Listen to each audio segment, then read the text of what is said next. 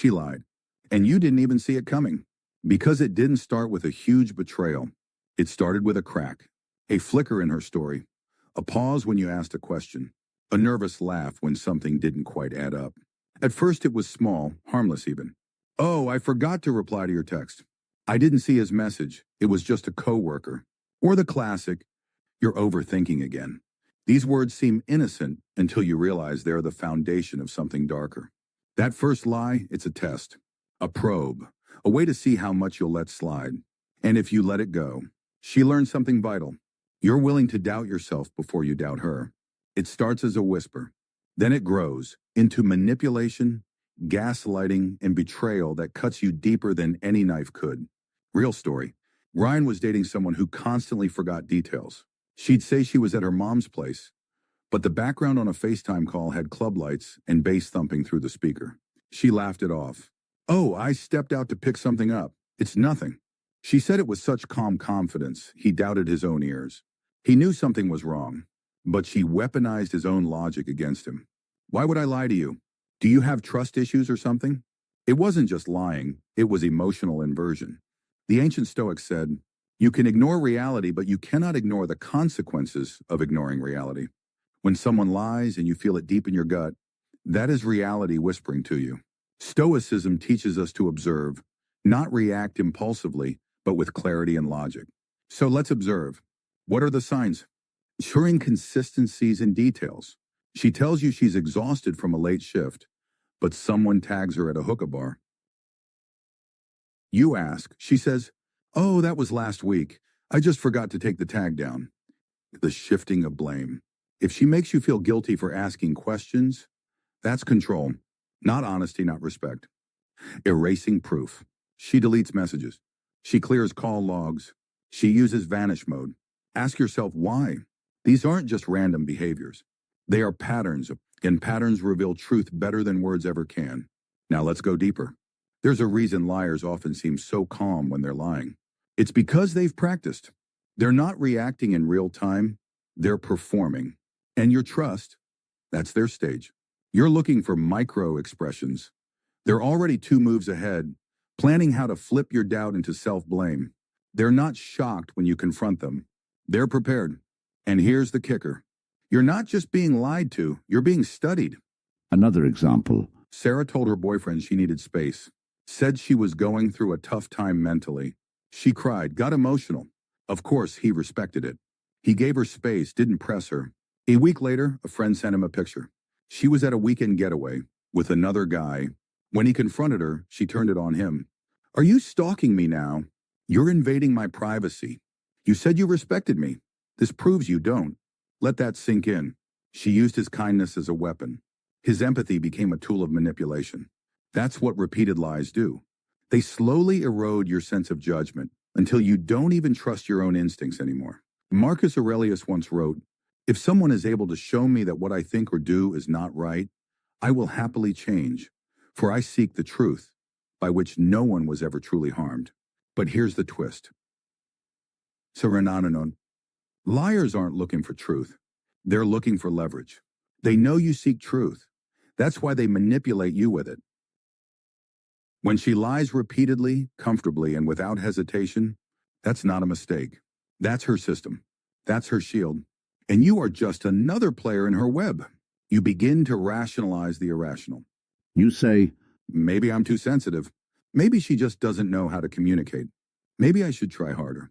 But ask yourself honestly, if she was telling the truth, would you feel this confused all the time? Because truth brings clarity. Lies bring chaos.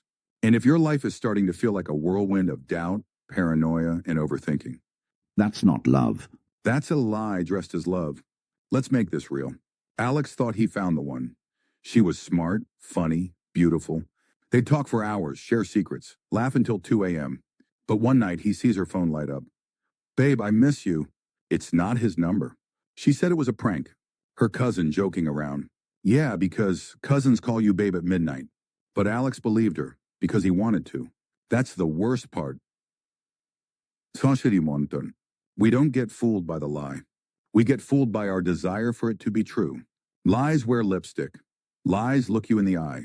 Lies say, I love you and hold your hand while stabbing you in the back. That's the most terrifying thing about deception. It doesn't always come with shadows or broken glass. Sometimes it comes with soft hands, warm smiles, and good morning texts. Sometimes the sweetest I love you is just a well-rehearsed script. Because lies don't just speak, they perform. And not all lies are told out loud. Some of the worst lies are told in silence, in what's left out, in that half-second hesitation before she answers, in the way she scrolls faster when you walk by, in the way she suddenly turns her screen face down. You ask, who are you talking to? She says, no one. But her tone shifts, her eyes look away. Her body tells the truth, her mouth won't. That's not insecurity talking. That's your nervous system detecting a threat before your brain can explain it. And that instinct, it's not paranoia. It's evolution.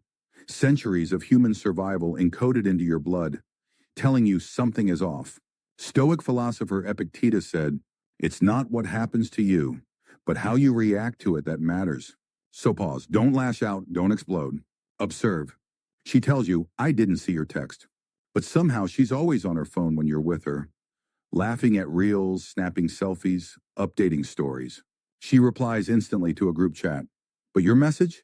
Left on, delivered. Then 6 hours later, sorry, I was so busy. Busy? Yet her busy still included scrolling, snapping, posting, but not you. That's not a glitch, that's a hierarchy. And you're not at the top. Real example. A guy named Elijah was dating a girl who always posted selfies, but rarely posted him. When he asked about it, she said, I like to keep my relationships private. Fair enough, right? But then one day, his friend showed him her story from a different account. She was out with another guy. Same smile, same lipstick, different narrative. Turns out she blocked him from seeing that story. Selective privacy. Calculated omission. That's not privacy. That's deception with a pretty filter. And let's talk about the phone. If she guards her phone like it holds state secrets, if she carries it to the bathroom, sleeps with it under her pillow, turns off notifications whenever you're near, you're not imagining things. You're seeing the smoke. And where there's smoke, there's fire. Or at least a spark she doesn't want you to find. And you'll try to convince yourself she just values her privacy. She's an introvert. She's had bad experiences before. But deep down, your gut is saying, she's hiding something.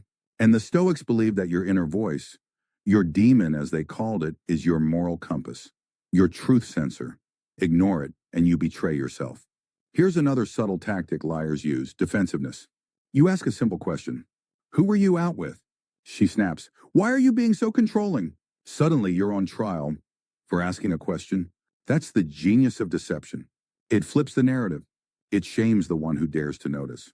Marcus Aurelius said, the best revenge is not to be like your enemy, so don't sink into bitterness. Don't fight dirty. Instead, sharpen your awareness. Observe her patterns. Track the little things. The story that changes, the laugh that feels forced, the places she swears she's never been. But somehow you find evidence otherwise. Real story. Jordan trusted his girl completely, until one day Apple's iCloud synced her photos to his iPad, by accident. There she was in a mirror selfie. Same dress she said she wore with the girls. Except there was a reflection, a man's arm, his phone in hand, visible in the corner. When Jordan confronted her, she didn't deny it. She laughed and said, wow, so now you're spying on me? She didn't defend the truth. She attacked the question. Classic manipulation, classic redirection. Because people with nothing to hide don't need to deflect. Final thought. If you find yourself justifying red flags, rewriting reality to protect your hope, apologizing for noticing pain, you are not in love. You are in survival mode. And the longer you stay, the more pieces of yourself you'll have to abandon just to keep her version of reality alive. Let me give you another example. Jason's girlfriend told him she was done with her ex. Blocked him, moved on. That's what she said. 3 weeks later, Jason saw her tagged in a story. At a party. Standing right next to the same guy she said she hated. When he asked her about it, she laughed. You're being insecure. Classic move. Turn the suspicion into guilt. Make you the problem. That's not just a lie. That's emotional warfare. Here's what most people won't tell you. Not all liars look evil. We grow up expecting liars to look like villains. Dark, aggressive, obviously malicious. But in reality, Some of the most dangerous liars walk in with a smile and soft eyes. They say good morning, kiss you on the forehead, and ask if you've eaten, all while hiding a double life. They wear charm like a shield. They disarm you. They know how to mirror your values, your dreams, your energy. It's not a coincidence that they seem like the perfect match. It's intentional, calculated.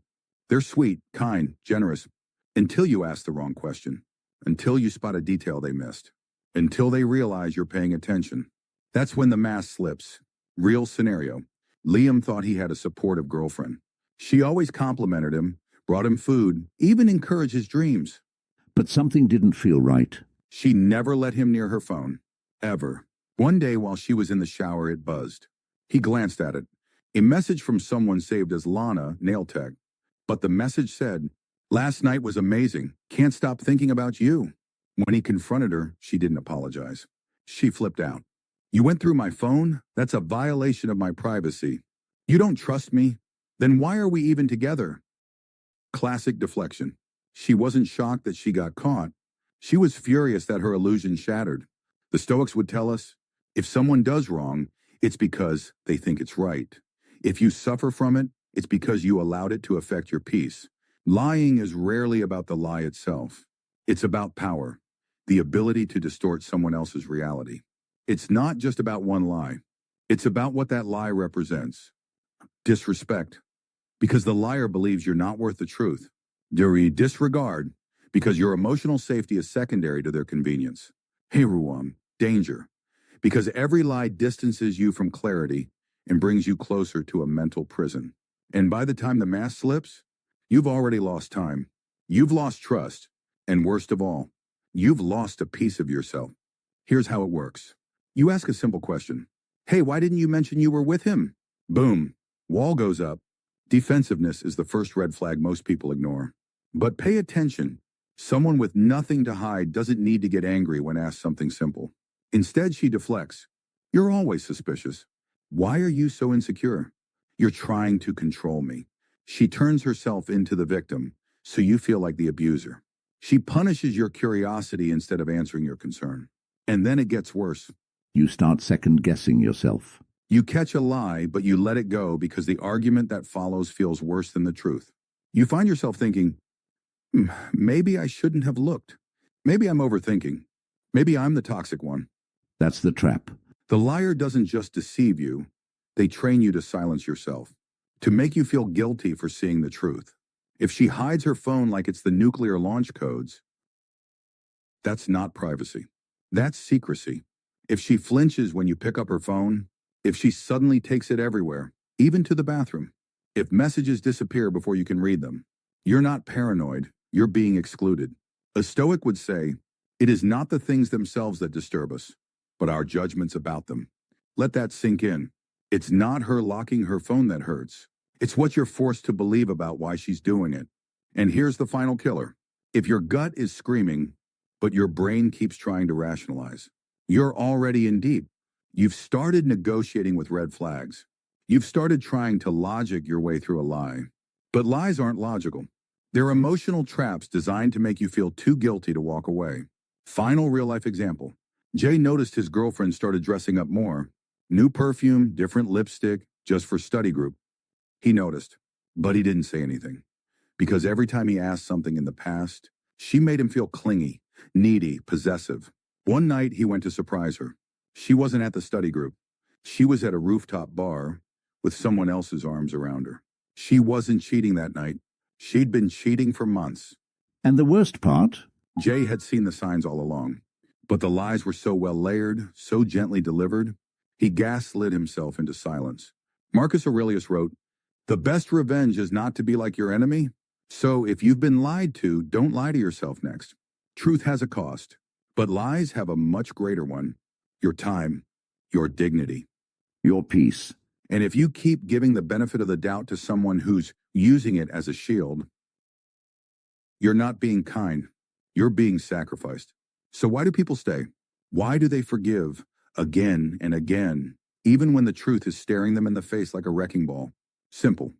Because the lie is wrapped in affection. Because betrayal doesn't always show up with a knife.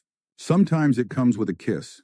You see, when someone lies to you and you still care about them, your brain goes to war with your heart.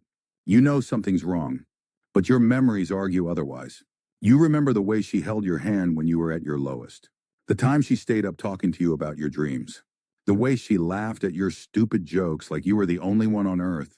Those moments were real, so how could she be lying now? That's what makes it so hard to walk away. Not the lie itself, but the war between what she is doing now and what she once meant to you. Let me tell you about Daniel. Daniel was in love, fully, hopelessly. His girlfriend cheated once. She cried. She begged. She said it meant nothing. She blamed alcohol. She blamed her past. She blamed everything, except herself. But she wrapped her apology in affection. I need you. You're the only one who understands me. And Daniel, heart full of hope, forgave her. But the thing about forgiving a liar is this. You're not just forgiving a mistake. You're agreeing to ignore your own pain. Daniel thought he was being strong, stoic. But what he didn't realize was this. True stoicism isn't the suppression of emotion. It's the clear recognition of truth, no matter how painful. Marcus Aurelius said, "The impediment to action advances action.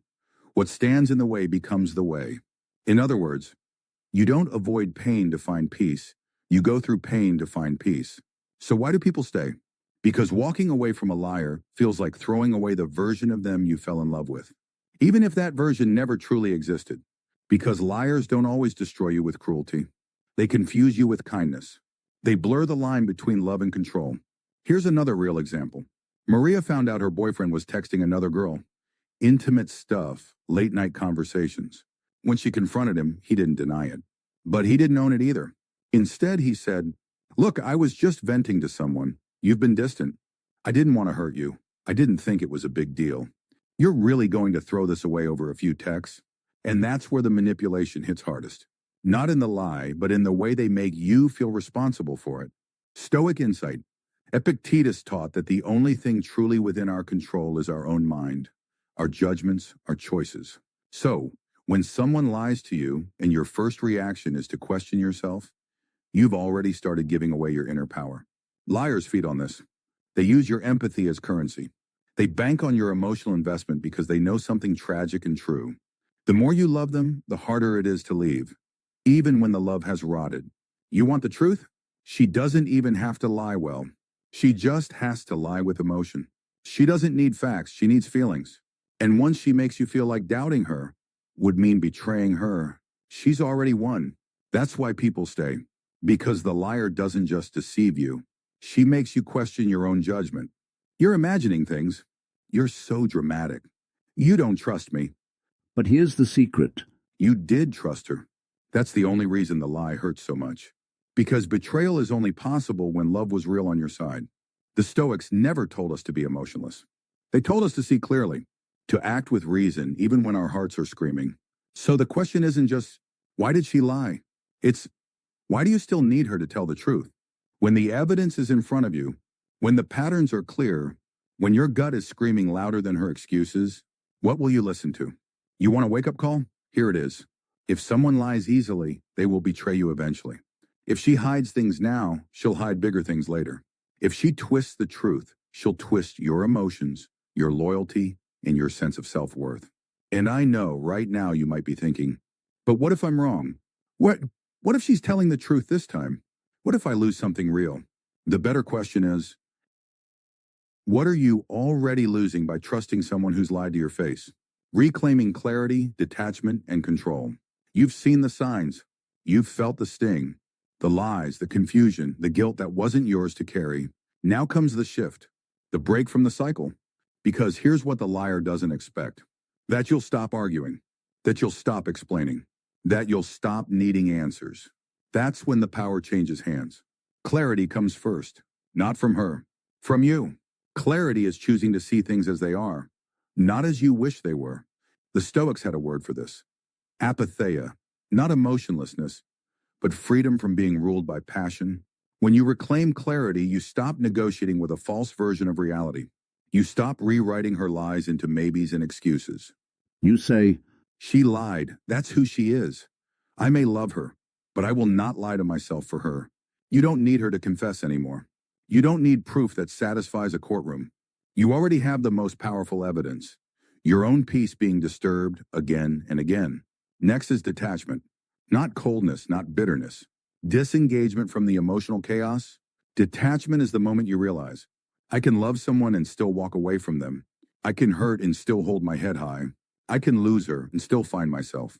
Imagine standing in the middle of a storm and realizing you don't have to stop the wind. You just have to stop trying to hold on to what's flying away. She wants you emotional. She wants you unstable. She wants you chasing, doubting, questioning. Because as long as you're reacting, she's controlling. But the moment you go silent, the moment you stop needing her to explain herself, she loses grip. Final stage, control. Not over her, over yourself. Because that's what she truly stole. Not your time, not even your trust. She stole your center.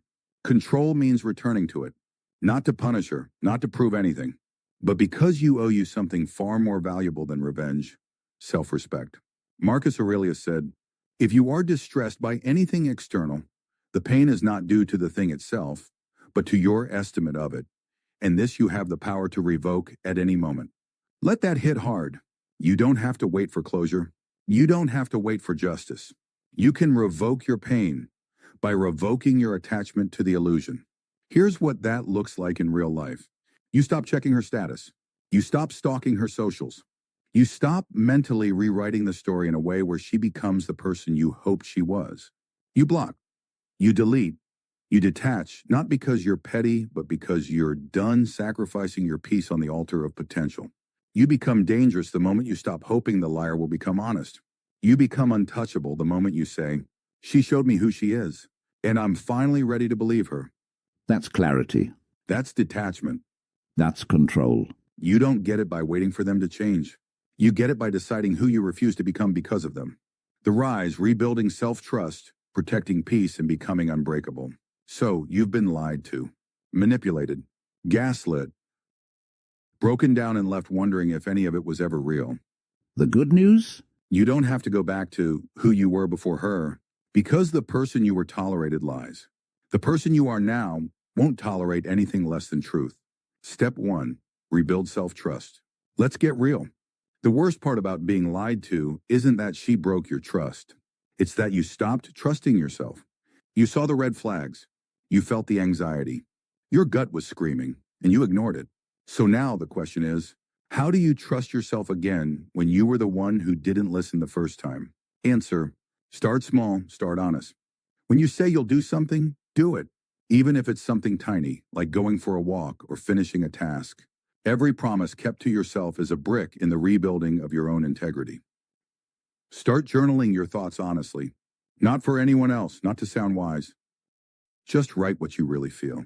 You'll be shocked how much wisdom is still inside you, untouched by the storm. And most importantly, believe your gut next time.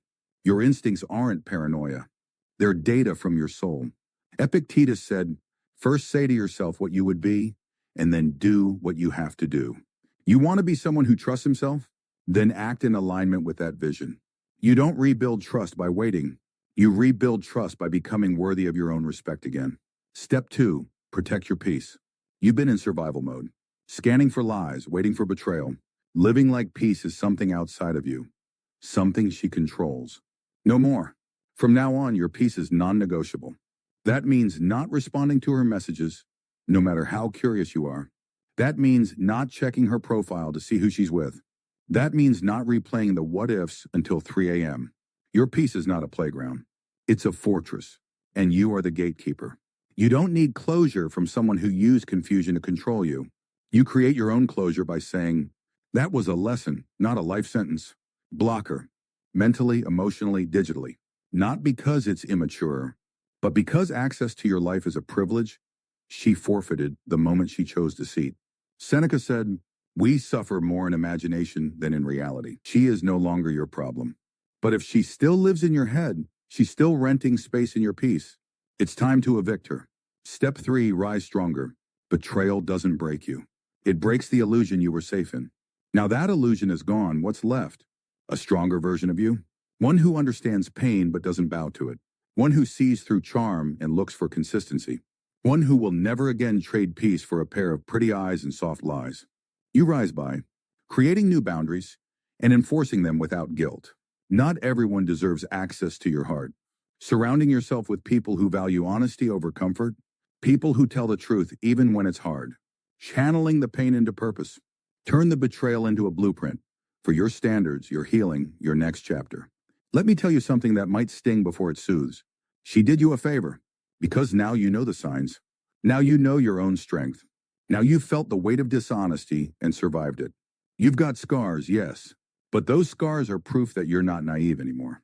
You've seen behind the mask, and you're still standing. And that makes you unstoppable. This isn't just the end of a toxic chapter. This is the beginning of a new era, where your peace is sacred, your standards are high, and your love, when you give it again, will be given from a place of power, not pain. You trusted the wrong one. Now it's time to trust the right one. You